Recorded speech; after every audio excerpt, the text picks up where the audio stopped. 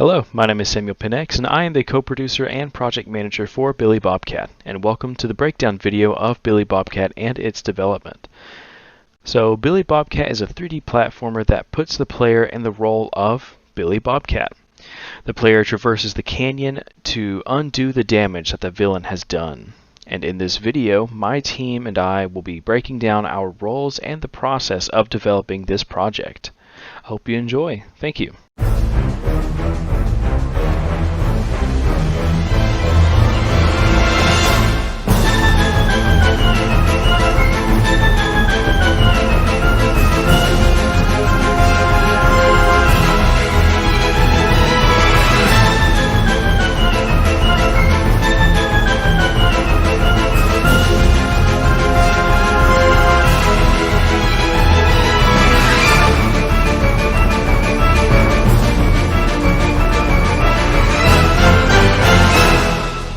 Hello, my name is Brendan, and I was the level designer and co-producer for our game, Billy Bobcat.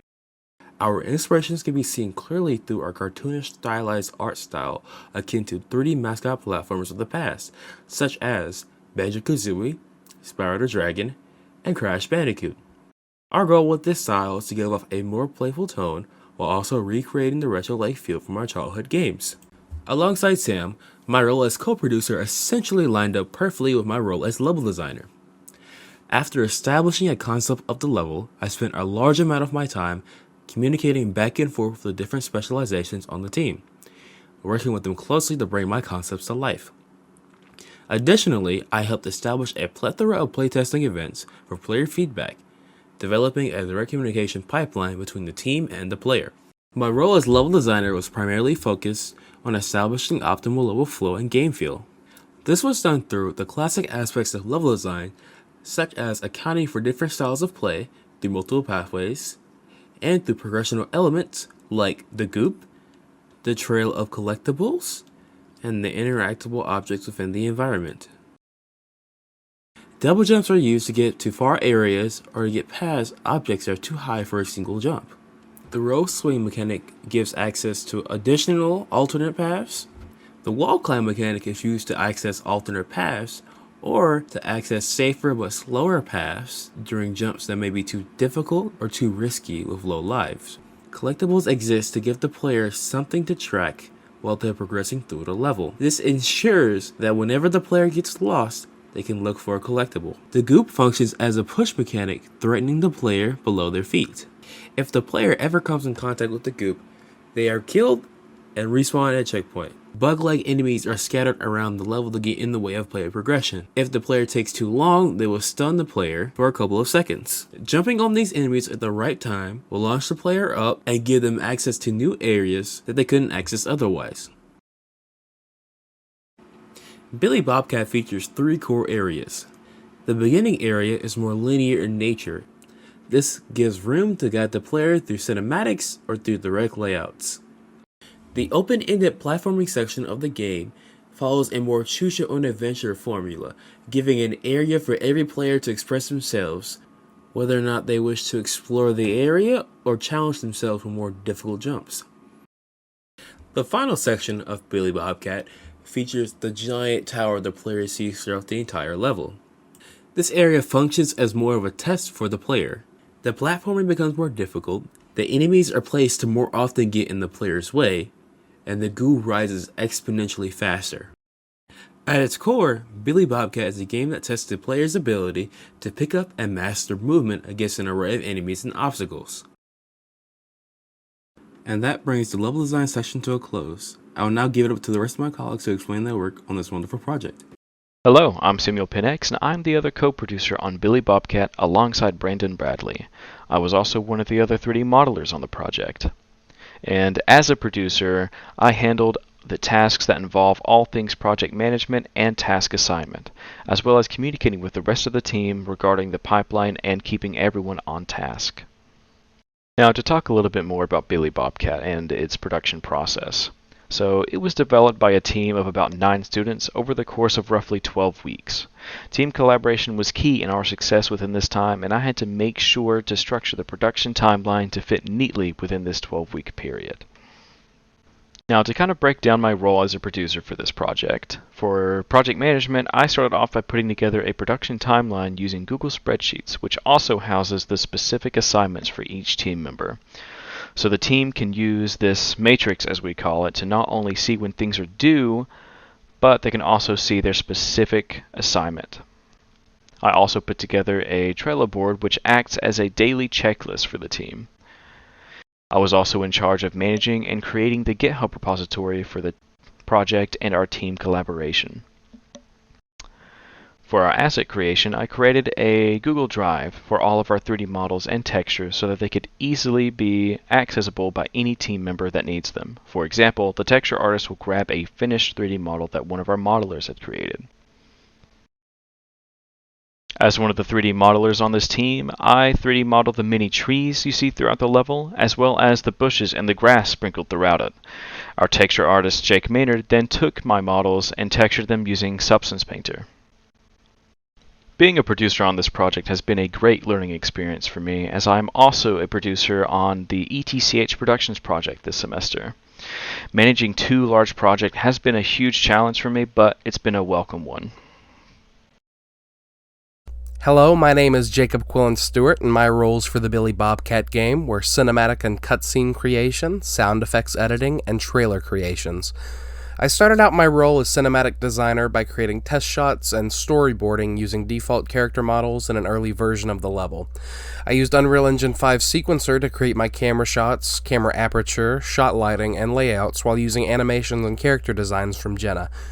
Conceptualizing for the project before having finished character models and a finalized level layout was a struggle, but I accomplished my tasks by keeping in touch with the modelers, character designer, and level designer to make sure the overall vision for the cutscenes was maintained. After creating my initial storyboard, I began working in the main branch of the GitHub to implement the cinematics into the newest versions of the game. The cutscenes are primarily centered around foreshadowing and story development throughout the level, with the first giving the player its first look at the collectibles and enemies throughout the game, the second providing a clear visual of the antagonist and establishing the conflict of the rising ooze. The third cutscene was used to demonstrate that at that point in the level, the ooze would begin rising faster, and the final one shows the villain escaping and the hero shutting off the ooze valve. I created my sound effects by editing them within Audacity and finding free, non-copyrighted music and sounds across the internet while mixing in a few I created from scratch. The sound effects design was mainly focused into the cutscenes to reflect sounds and music you might hear in older cartoons, and the main music for the level is circus-themed, helping portray a sense of urgency for the character to move as fast as possible. For trailer design, I used Adobe Premiere Pro to cut together shots from across the project, utilized shots from my cinematics and gameplay videos to portray the overall concept of the game in a 40-second promo. Coupled with the theme music for the game, the key to making trailers is lining up music with shots to create aesthetically pleasing and memorable experience for the audience. I also created a YouTube page specifically for any traction received at ECGC so that interested patrons can find links to the trailers, game, and other news regarding the project. My name is Jake Maynard, and I served as the lead texture artist and technical artist for this project. The early visual concepts for this level were pretty straightforward, a canyon environment being filled with toxic goop.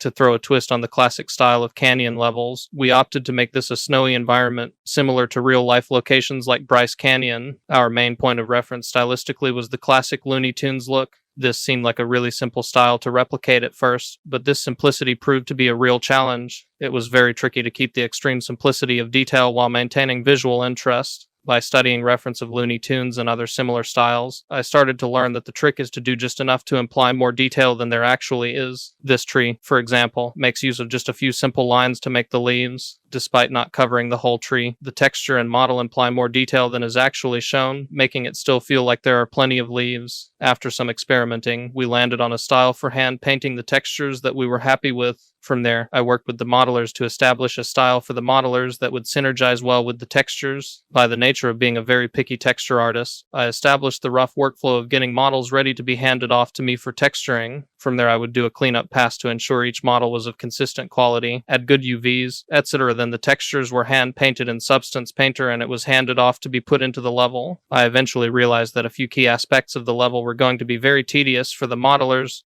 or level builders to work with. To help alleviate this, I created some tools to make the process a little more efficient. These included a tool for generating support beams of any length, making climbable walls of any size, and procedurally generating snow cover for any object. The latter two of these tools made use of the new geometry script features in Unreal 5. These features allow you to essentially create an asset that models itself according to your parameters. This allowed me to set up the climbable walls so that they could be made any size while keeping the border thickness and texture scale the same size. Another feature allows for seamlessly combining shapes together into a new mesh. With this function, I made a tool that would cast a grid of spheres onto an object from above. The spheres would then be combined into blobs, complete with automatically generated UVs and normals. This method perfectly replicates how snow would realistically land on objects, including keeping areas clear that snow wouldn't be able to get to, which is much harder to replicate with something like a material function. These tools cut down massively on what would have otherwise been very tedious, time-consuming work. Hello, my name is Nathaniel Barton, and I worked on Billy Bobcat as an asset modeler. I created the rocky asset pieces, the giant goop tank, some set dressing pipes, and the valve the player uses to stop the goop flood. The rocks came first since they would make up nearly the entire level's underlying appearance. I had a lot of hurdles to clear with this task as my previous modeling experience was in high-fidelity models of man-made hard surface objects. Not only did I have to make very organic shapes, but per the demands of the project's art style, I had to make them in as few polygons as I could manage. There was a healthy amount of trial and error with these assets, but with helpful feedback from my professor and colleagues, I finally arrived at an asset zoo of 3 distinctive, highly reusable rocks that were suited to the visual style we were going for, along with a reusable stalagmite and platform. Next, I worked on the goop tank, where all of the goop gradually flooding the canyon comes from. I initially struggled creatively with this piece as real-life fluid tanks are already very visually simple, and simplifying that further would leave me with just a hollow cylinder. Luckily, viewing some of our gathered reference material helped me create a more visually interesting, but still cartoony, patchwork of metal plates and pipes across the surface of the tank, making for a respectable central set piece in the level. The set dressing pipes and valve were both very simple to make with the creative trials I had already gone through during this project. For the pipes, I simply reused my workflow for the pipes on the goop tank, and for the valve, I deconstructed the appearance of a real steam valve from the reference photos into its simpler 3D shapes and left it at that stage as I modeled it. Overall, my modeling skills are definitely better for having worked on this project, and I'm happy and honored to have been part of its creation. I will now hand it off to the rest of my colleagues to explain their roles. Hey, my name's Daniel Lewis. I was a modeler for this project. I worked alongside a team of 3 other modelers, and near the beginning we started by establishing a work pipeline, all of us did, and we did this in order to model the assets more uniformly. Then we developed a very streamlined method to UV unwrap, and then we passed those assets that we had developed onto a texture artist to texture. First of all, I was tasked with modeling a wooden catwalk system. This would be a flexible system that would act as a foundation that could be applied to anywhere in our level, really. This included a flat platform along with incline and decline variants, and a corner piece, along with a tiny little plank that would be used as a connection piece between platform to add variation. Then the next thing I was tasked with doing was making a statue, and this statue actually ended up being the centerpiece of our level, in which most of it is played around. This was a statue of our game's main antagonist, a villain whose ego manifested in a creation of his own self-image. The portion of this project really did give me creative liberties in the design to interpret the cartoony aesthetic that we were originally shooting for. After receiving feedback and staying as faithful as humanly possible to the concept art that I was originally given, as well as modeling the statue's pose within the limitations of our already established level layout. After this, my work was pretty much done, and the only thing left to do was to polish what little areas remained as placeholders throughout the level. I'm Jacob Malone, and I was the lead programmer for Billy Bobcat. As the lead programmer, I was responsible for the enhanced character movement systems, the enemies, the menu functionality, and the toxic goo rise and respawn. The enhanced movement systems includes a wall climb, launch pad, and a rope swing. The wall climb is activated by jump and provides the player with vertical movement. The launch pad allows the player greater vertical jumping capabilities to traverse parts of the map. The rope swing will transport the player along a predetermined path to prevent player error from ruining the experience. The enemies will follow the player and attack them. This stuns the player and provides a time delay obstacle. You can also jump on the enemies to avoid them. The menu shows the player's lives, time, and collectibles. The collectibles will add lives to the player after a certain point. The difficulty affects the amount of collectibles needed for a life, how many lives the player has, and how fast the toxic goo rises. I was also responsible for making sure things worked when problems arose. Hello, I am Alexis Davis. I am the visual effects artist for Billy Bobcat. My job in this game was to create visual effects around the level. For example, the goop that is rising that the player must race to the top. The others are scattered around the level and attached to the characters.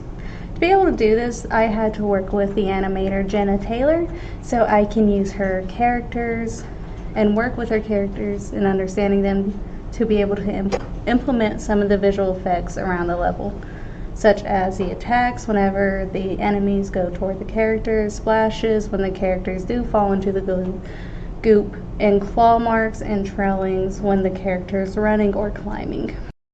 The other parts of my job were to work with the programmer Jacob Malone in creating the UI designs of the menu screens, designing the main menu, and loading screens that show up in the game. My last job was to create the lighting and make the LUT tables for the level, helping the level pop and be more fun to the player as they're going through. I also worked with the toon shader that was made for us, giving the level a more cartoonish look that it needed to give it more of a Looney Tune vibe. Through this project, it helped me understand the pipeline between different people's works, like the programming and the animation sides. And I was happy to be able to experience this process with such an amazing group.